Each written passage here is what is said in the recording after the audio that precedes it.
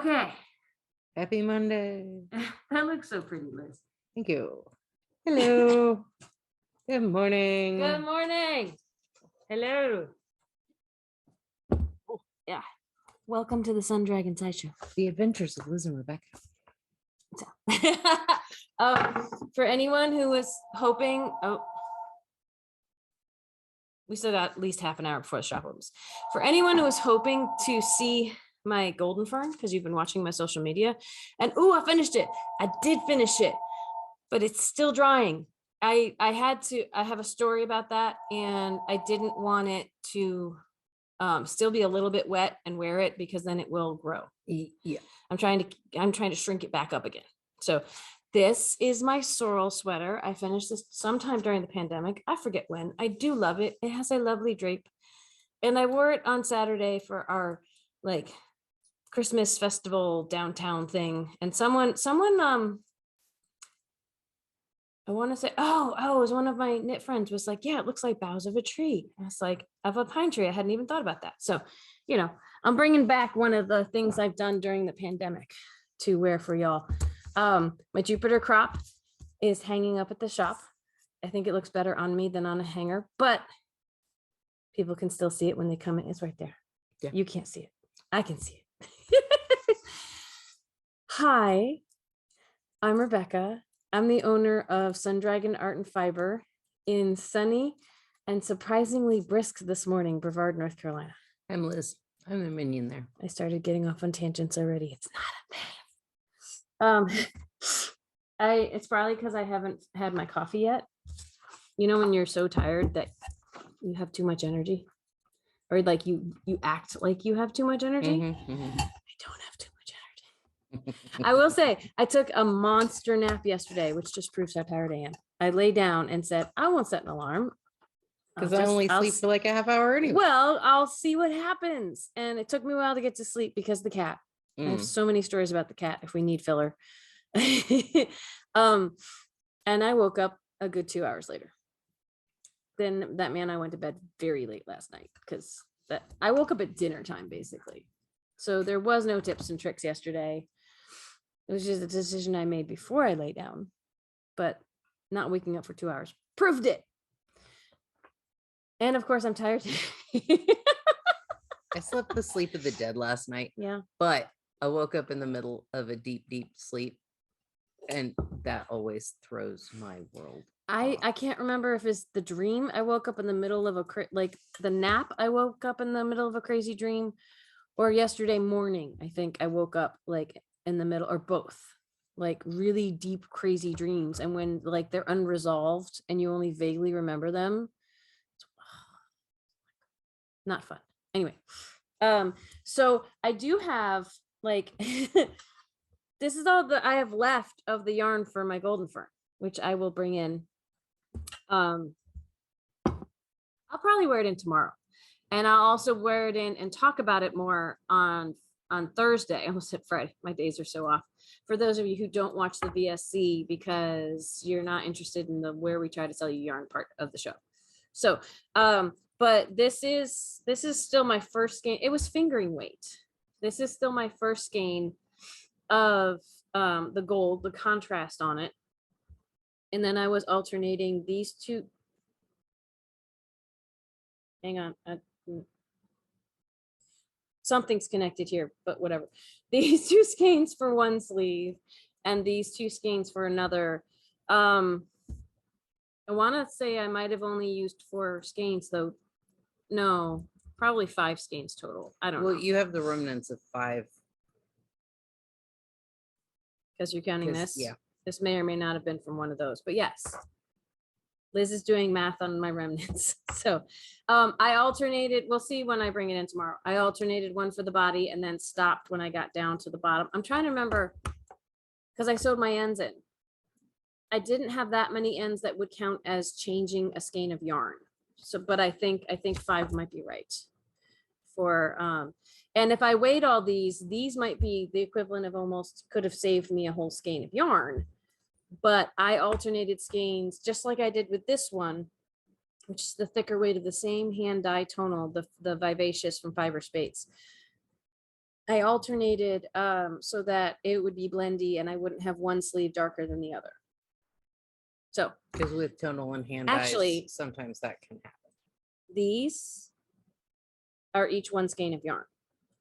Like I broke this, when I hit the sleeves, I split the 2 skeins I was using for the sleeves in half. So like one would be used in each sleeve and one would be used in each sleeve. So it's possible I only use 3 skeins. I'm gonna have to look at my records. I don't have them in front of me. And look at how much yarn the Goldenfern said it was supposed to take. And my pattern is at home with my blocking sweater, which my cat tried to help me with by lying on it. There are pictures on my, as usual, pictures on my Instagram feed. So if you check out my Instagram feed, I was showing everybody, like, it happens with superwash. People say, oh my gosh, it grows. And it can grow when it's wet. Absolutely. And to some extent that is good for drape. To some extent, my thing with blocking, if I soak something and spin it out or get the water out, however, I really do like spinning it in the spin cycle of the washing machine. Spin cycle only, you know, even superwash. My thing with blocking is a wet item, even if it's just damp, can sag and can grow, especially superwash. Like this is my first fingering weight sweater. And it definitely, I measured before it went in, like we have talked about doing before. And it was like 22 or so across. And, you know, I was doing really rough measurements and maybe 20 inches all the way down, maybe a little more. And I think I had measured more cuff down here, you know, like 18 inches or so with, you know, I did a handful of measurements just to spot check it. It was definitely bigger when it came out from being soaked. It also soaked the whole time I took my nap. So it was thoroughly soaked. I do know, I was saying to Liz though, I do know some designers who will soak overnight. And I'm just like, wow, that's dedication. So since my nap, I was planning on laying it out to block it a few hours earlier. It's still damp today. But when I laid it out, it was potentially 25 or so inches across. And it was probably the length of it, if I just laid it out, just drapingly laid it out, was going to be like 26 inches or something. Like it grew massively. But my response to that is not to panic. It's still, once it's done drying, maybe bigger than when I made it. And it was already a little roomy on me, so it's going to be comfy. But my response to that is not to pin it where it is. Like I started pinning the top because I like to pin things out because the cat could lay on it and then get startled and then it's wrapped up in a ball. That happened to my striped sweater. But I put the markers, I put the pins in just into the mat, not into the sweater, to kind of mark the measurements I was shooting for, because I like to flip it over and, you know, part way through blocking and let the back dry, all this kind of stuff. So I did what the thing is, I tried to fluff it a little, and then I tried to squish it back into not the original measurements, because I knew I probably wasn't going to get there, but closer to, yeah, a little closer to like either what the measurements, I believe the size I made was supposed to be 47-inch bust, which roughly, you always have to account for when it's laying on top of itself. There's a little bit extra like in the fold, in the bend, right? But I got it kind of squished back to about 24 inches across, which is still a little bigger than it should be, but you know, and up to about 24 inches or so at the bottom too. Actually I might have got, no, I didn't. Yeah, anyway, I'm trying to remember what the bust, like I got it to that measurement, I kind of squished it back in, squished it up. And then I started, I call it massaging it, you know, I started to try to distribute the wrinkles evenly along the space, which doesn't help when the cat squishes them because he lays on them. But in theory, then when the superwash merino dries, it might fluff up, it might take its shape back a little bit. And by redistributing all the ring, you know, kind of evenly spacing out the excess, it gives it a better chance of fluffing back to the shape you want. It's not guaranteed. You can go to my Instagram and see pictures of it this morning. It could be my imagination, but it looks a lot better this morning. If anything, it shrunk up quite a bit. And a lot of those wrinkles that looked like they would be like, oh my gosh, it's just going like this across the whole thing. It's not a flat surface that is sitting on my drying table right now, or my blocking mats on the floor. But there's a lot less wrinkles in it, a lot fewer wrinkles in it. So, and I flipped it over to the back side before I went to bed and kind of like made sure it fit within my pins. And then I flipped it back over this morning, to let, and it felt a little cool to the touch. And that's one of the ways you can tell if something is still wet. If it feels cold, it may not be fully dry yet. So I left it instead of, because I could have worn it in damp, but then all my hard work to make sure that the puckering, that the extra stretch it had picked up from being soaked, I could negate that by wearing it, because anything that's still damp in it will pull while I have it on. So I had someone, because I did a sweater video with the one I finished last week, or 2 weeks ago. I can't remember. I know it was a little over a week and a half ago. Anyway, with the Jupiter crop, they said, well, so do you have to block, does this work forever, or do you have to block it every time you wash it? And like, in theory, should probably wait till Thursday for this, but then Thursday we can talk more about like great presents for Christmas. In theory, the first time you wash something, your stitches set. They settle into place and they set. And I can already tell that my Goldenfern at home, it has not corrected all of the craziness that was going on with that sweater while I was making it. But it's a hand knit sweater. It's not going to be perfect. But in theory, like, I've read knitting books where they talk about this. There's something that happens the first time you wash a hand knit, and sometimes a hand crocheted. I do a lot less blocking with crochet garment. So in theory, you don't have to reblock every time. My caveat on that is like, everything you set up with this first blocking isn't necessarily going to hold forever. Like, especially points on shawls, they will fade over time, right? Curling stockinette. Yeah, it will stockinette go curls. Back to curl, because it's what it does. You can't fix that with blocking. You fix that by sewing pieces of a sweater together. It's like stockinette and blocking is like curling curly hair and a straight iron. Mm-hmm. You can straight iron your hair and it's only going to last for a short time, and then eventually your hair is going to go. But the blocking of a garment like this piece, if I had to wash this, it really should be okay. It shouldn't be like it's going to go back to it's not going to go back to the state it was in when you first knit it.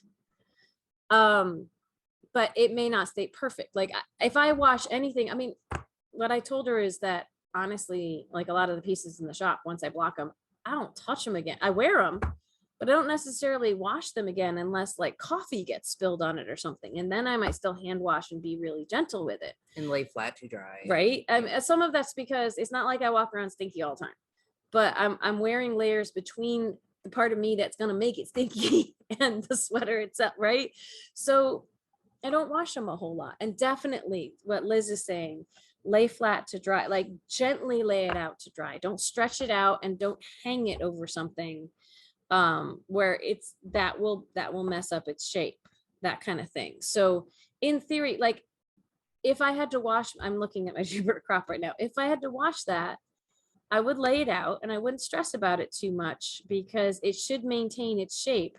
But I'm not going to do anything fancy and pin it and all that kind of stuff again. But yeah, a shawl that's got picots and it's supposed to have a certain shaping to it, it's not going to stand stiff in that shaping. You're going to be wearing it.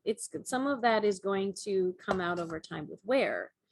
You can always like, the flip side I would say is that if you're wearing something around your neck all the time and it squishes the stitches, you can try to reblock it, but it's not going to behave the same as it did that first time.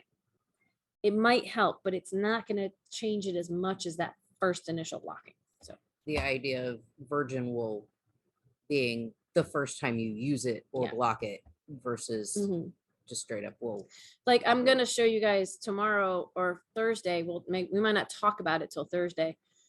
My sleeves came out different. I think I might have been holding the two colors in different hands.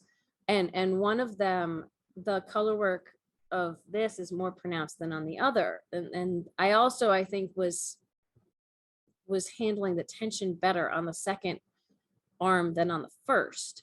But Liz and I had a conversation of, well, maybe like I really didn't want to pull it back out again and redo it. And we're like, maybe the blocking will help. Well, and I can already tell you that was the first time you were doing color work. Your first sleeve was first color work on little needles. On 12-inch needles. Yeah. When I started the second sleeve on the 12-inch needles, I realized my first row was like, it was one gold and then 5 pinks and 1 gold. And I went to do the second row and went, oh my gosh, it's way too tight. So the first sleeve might still be, I mean, it's a learning experience. I could rip it out now and redo that part of that sleeve, but I've blocked it now.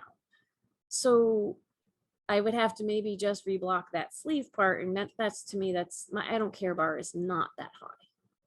So, you know, that sounds like I don't care a lot if it's up high, but when we talk about the I don't care bar, it's like, it's really the care bar, right? Yeah. It's really how much do I care?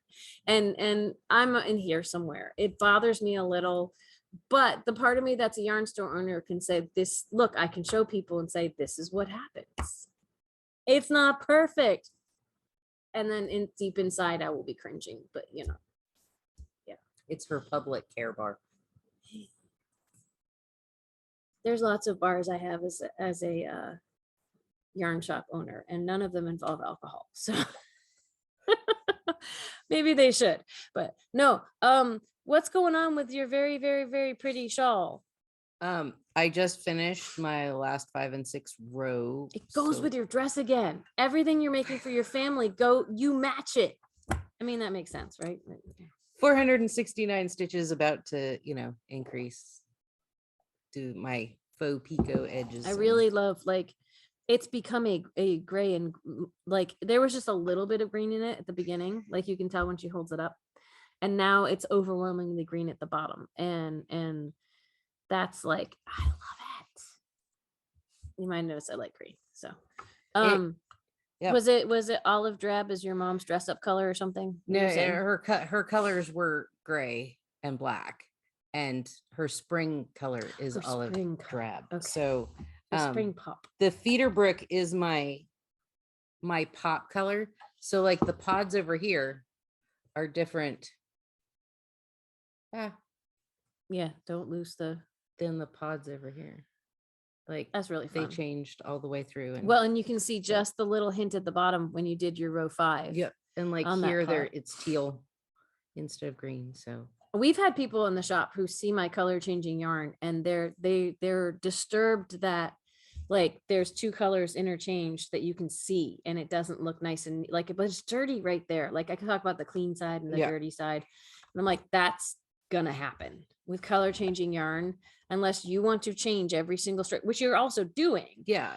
If you do the color changing for the whole thing, you're going to have spots where it doesn't mesh, and you just, again, I don't care bar, you just kind of let it go. And that's kind of, it's kind of the look. it's the way the yarn works. Mhm. So if you don't like that, don't use that yarn. Yeah. Well, and the original yarn that the Papillon was designed for is earth unique. And you have even more. There's spots. even more like stark pooling and change. Like it's not as subtle and shifty as the Perth or the feeder brook. Yeah. So and I've seen people make them on the Facebook group going, yeah, what? And it's like, it's what's going to happen. It's just embrace it. It will still be beautiful. Once again, the Papillon was meant to be looked at from far away. Really. And It's like me as a close. my former scenic designer life. Like I would do these like impressionistic, like chonk paintings on the walls and on the things. And it's like, go look at it from the audience. If someone's like, what are you doing? It's like, go sit in the audience. Like, oh, it's probably why I like it so much. That's hilarious. So But this pod here, he's about to show me on the table, and you can kind of see the table right now, but you can see my bottom row. yeah, that's what I was talking about. The bottom row has this minty green in it, and the rest of it's olive kind of. But this one, it all blended in. Because it was It was going that back was in, the yep. return part, right? Where Yep. you were turning back over where you So were. some of them, this one you can barely see the change. Embrace the imperfection. And if don't you stand need to, too close to a stained glass window. right? And if you need to, you just rock it and say, I'm meant for it to be that way. It's all about it's a confidence game, right? So other things that I didn't do a whole lot of things, but this is all I did. I got yours takes a lot of work. It's hard when you get to the sections being that I did one stripe on my Papillon and I left it at home because I hadn't had my coffee yet. But it doesn't look much different than when I held it up last time, but I worked a good chunk of a morning on it, but one stripe. Saturday when I left the shop, I was here. That's a lot of work. And so all of this from Sunday, because remember, that's the whole, it's a lot of work. I pounded out I have one of my second pair of men's mittens is done. And last night, after getting a little bit of crochet done, started my second. So pair 2 is almost done. Can probably pound this out. It's on 8 needles, but it's super, not super bulky. It's just bulky. It's bulky yarn. They're going very quickly. I think I already showed you guys. I have my Christmas knitting is quickly wrapping up, but that's because I'm making mittens and not papillons. And I think I have fewer people on my list to knit for. So I told Mom this could have been part of Plan F. It was a good idea in May. In what the yeah. Yep. So yeah. So but you are almost there. I am. I'm getting texts of more, but I should be rather than where you are, which we all do, right? The should is a shame word. The bottom third of this pattern I have figured out takes me a week to do. Mm-hmm. And maybe a couple of, like, when I told Mom, I was like, Saturday night, I was like, oh, I have like 15 hours left. I can knock that out. I was off on my math by like 20 minutes per row. And also 15 hours when you're tired is longer than 15 hours. It takes longer than 15 hours. And then you got to drive across town to the VA. And, life happens in the middle. And then customers come into the shop. I know. And we actually have to help them. No. Mm-hmm. We that's okay. That's why we're here. But yes, when there's deadline knitting, it makes you grumpy inside just a little. So and we were here late on Saturday. We were here longer than usual on Saturday, which was both good and bad. So yes, my little basket of my Christmas knitting, I can add to make space in my caddy. I'm gonna add my first pair of guys mittens. I'm gonna organize this better, but there makes more space in here because here's what my last pairs do. And by the way, I'm hoping that I do have to retie these sometimes. I'm hoping that we over the next couple weeks can be doing, especially for those of you far away. Oh my gosh, you got to plan ahead.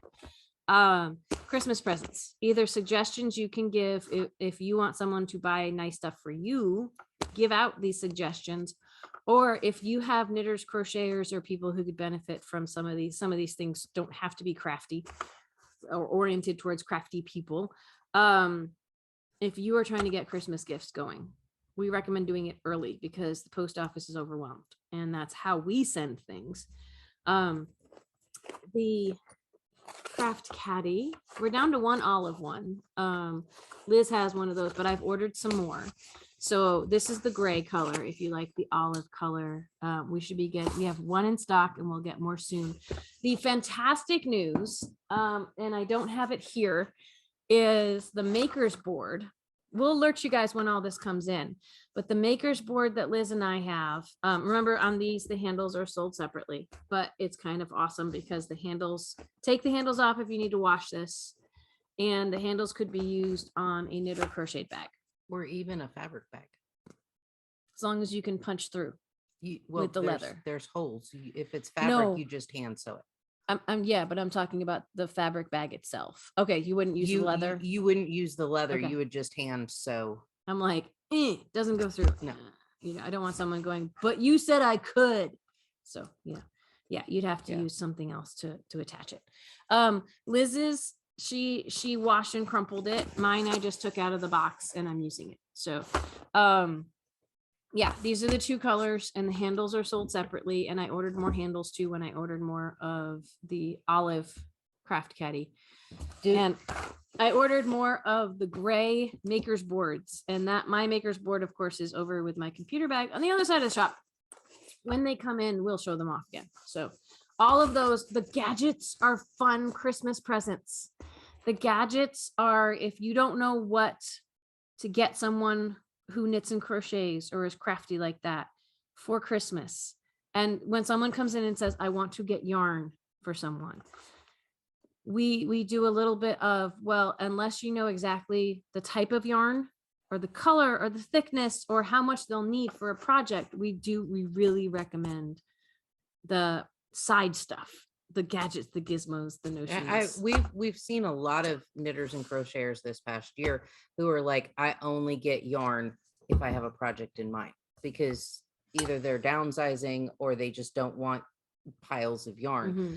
And so unless you know your knitter or crocheter very well, that you know, like we actually have a request from someone who knows what their spouse wants, and that's, you know, that works. But if someone just comes in and says, I have a friend who crochets, I want to get her something nice, it's, well, does she crochet with thinner thick? We kind of overwhelm that person a little, and we don't mean to, because we'll say, well, do they like thinner thick yarn? I don't know.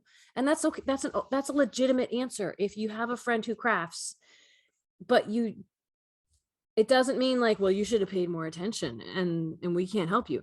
It's you might not know, you might not be as well versed in that world, and that's okay. But you could get them something really, really nice, and they'd go like, I never work with yarn this thick or this thin, so I'm never going to use it, or this isn't enough to get me anywhere. But they'll be really sweet to your face and say thank you, and then never use it. And you know, I just, when my husband does I that, might I have drag a thing him back about to that. the fabric store or the fiber store. Yeah. And I'm like, okay, so this wasn't the right amount. And yeah, it's try like again. It's kind of like people who are trying to avoid the whole, I'm just going to buy what my what that person wants me to buy. It's like, that doesn't feel special. I don't want to. But sometimes that's the best thing you can do for someone, is to get them exactly what they want. So my other default would be, so we're going to show you all these fun notions and doodads, and if you're not sure if they'd use them, gift cards. Gift cards work. Gift cards so are well. actually like I know there was a time when gift cards, it was like it was like, well, but that's not special enough, or that's too generic, or like, yeah. But if you get them a gift card for a specific place, like our shop, where it shows that you are thoughtful and you are paying attention, and you know that they like to do things they can get here, like that is 10 steps up from just giving them cash, right? It shows that you care about them, but you want them to get what they want. And I think that's huge. And you can actually get gift cards in our online shop. You can call us, or you can get them in the online shop, and you can redeem them in the online shop. That is like fantastic. So yeah. I always, when people ask me, family or whatever, what do you want for Christmas? Just give me a gift card. And then they're like, but it's not personal or whatever. And then I get a Christmas present that they didn't put much thought into, but they had to get me, or they tried, or it was like, a gift card works. Like, I can get what I need or what I want, instead of, you know, something that might not match any of the things that I was hoping for. Yeah. And that we might not have a use for, right? So yeah. Anyway. So I brought my big crochet behemoth in since I didn't finish my sweater to show off to y'all. And I have stories, but I have cat stories and mousecapades, but of course I can save them. It depends on like if people walk up right away. I will say this before I show off my crochet. I had a conversation with my cat this morning. Oh, Like a full blown, like he was trying to have a conversation with me. And I think, because I don't speak cat, I'm pretty sure it was about closing the door to the bathroom. Like my cat does not like closed doors. And now that it's not super hot outside, you know, like the door had, some of the doors in my house weren't shutting properly. Some still don't. But the bathroom door, I couldn't really fully shut. In fact, that was one of my concerns when Maurice, the spider, was visiting, was that he was going to get out. But now it shuts beautifully. Now that we've dealt with some of the HVAC issues, it shuts, it latches. So I was in the bathroom, as you are in the morning, and I heard some meows, and I heard the weight of the cat being thumped against the door, and it stayed shut.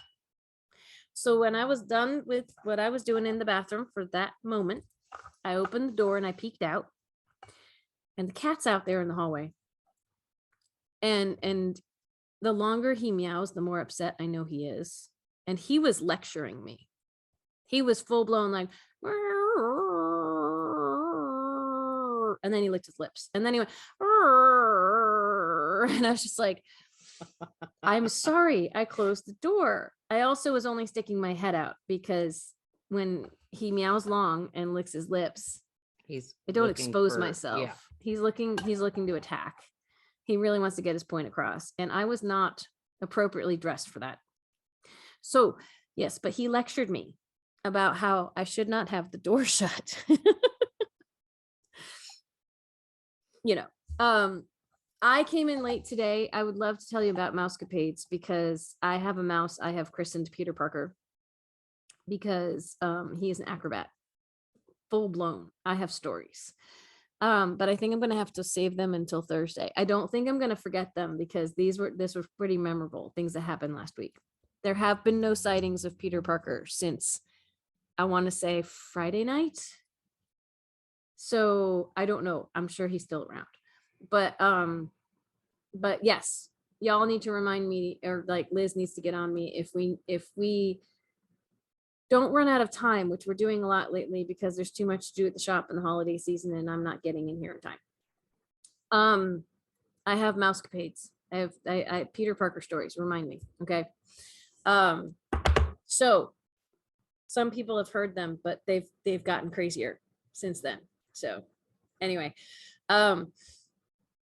schedule while I'm getting out the behemoth that I've made just progress on because it's so big.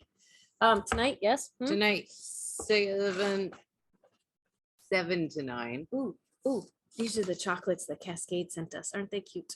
We're gonna eat those later. Tonight, 7 to 9. What's happening tonight from 7 to 9, Liz? Virtual sit and stitch. Yay! You can join us from anywhere in the country or potentially outside of the country. 7 to 9. How do people join us on Zoom? Our shop phone number, 828-877-3550. I'm breaking the mold and having us say this in a different way. It's like, what? I don't remember my line. Where now. Are we going with this? Because we don't do show notes. So that's tonight. Hopefully I'll still be awake for that. That was my yarnet that I brought in because there's nothing in it right now. But it was on top of my blanket and now it's on the chair. Today's gonna be fun. Oh, so much fun. Tomorrow is the VSC. We will put things on sale again. Remember, today's like the last day you can get, and by today I mean January. I want it to be January. December 7th is the last day you can get our fixed circular needles or crochet hooks or straight needles at 15% off. We're gonna switch it up tomorrow. I think we had enough yarns come in. 1 or 2 yarns might be on sale tomorrow, but we got to wait because we decide tomorrow morning. Thursday. I have to find a home for most all of them. Yeah. But I think that one might be one of them. Anyway. Thursday is Dear Becky and Lizzie. I don't think we have any questions currently. Not right now. And I was just talking about the blocking things. So it might be that we just talk about notions and things that we love on Thursday, you know, the side things that can make really great presents. And why we think that, you know, if we don't get any questions, we can dedicate a whole episode to that. And I can talk about my Goldenfern. Friday's another sit and stitch, 7 to 9 p.m. again. Oh, and this Sunday. I don't feel like it was 4 weeks ago that this happened. Facebook Live, Zoom, 1 to 5 p.m. Come when you can, leave when you have to, but it's our afternoon sit and stitch. And last week, and then I almost jumped to last month, I'll keep trying till I get it right, for the sit and stitch, for the afternoon, Sunday afternoon one, I didn't have a chance to get anything up on Facebook or Instagram ahead of time because there's craziness happening at my house. So just know that it's the 12th and check in, regardless if I post in the morning, check in and see what's going on. So, okay. So I didn't get as far on this because I thought I was going to run out of yarn, and now I've dropped the yarn on the floor. I'm going to have to pick this up. I had this organized so it wouldn't be a hot mess, and it's a hot mess. Okay, this is where I got to. That means you need that side, because I got halfway around again. This is the back. Never mind. I was wrong. I'm thinking about laying it down on the floor. I thought you had the side that was half done before, so I might have. I don't. Ooh, there's a whole corner. Well, there's corners on the whole thing now. There was last time too. Okay, hold that up. Da-da. And see, so this is the corner without all the extra row. Like the last time we held it up, I was still working on getting the bridges right over here around the whole thing. And now the bridges are around the whole thing. And I have two sides of building double crochets into the bridge holes. So there's bigger holes here, just like there's big holes down here. And front post double crochets around the picots. And hang up. Oh, hot dust. This is skein 8 of, I thought, of course, there's more yarn here than I thought.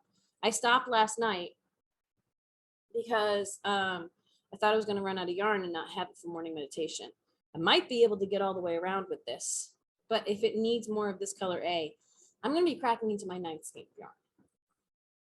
It's crazy. I could put this on my bed and like it cover the whole thing and go off the edges. It's insane.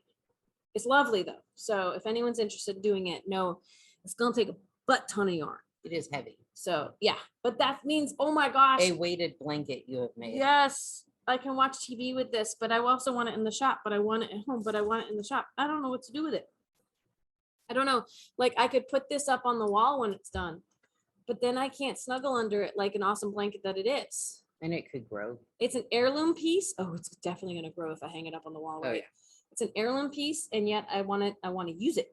So, which you should. Yeah. Like, right? All right.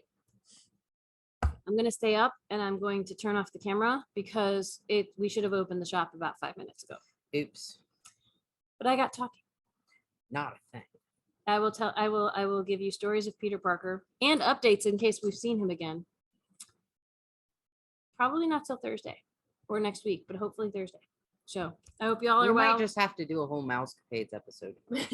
Extra mousecapades episode. We'll see. I got to remember all the stories though, because more of them happen and I forget the early ones. You know, like the early ones are tame now, you know. Because the mouse is just like, take me to Mouse Island. And the new mouse is like, not going to Mouse Island. The new mouse is like, flippy, flippy, flippy. And we got to go because I think the people outside are just parking it for coffee, but they might want to come in because it is after 10. Bye, everybody. Love you. Missed you. Talk to you tomorrow. Bye. Oh, we're over 650. We're at 652 subscribers. Woo-woo. We get to 600 to 700. We got to 600. Can't think straight. We get to 700. We'll have a sale. So if you haven't subscribed yet, please consider subscribe, like, ring the bell, leave a comment, all that good stuff. It all helps us out.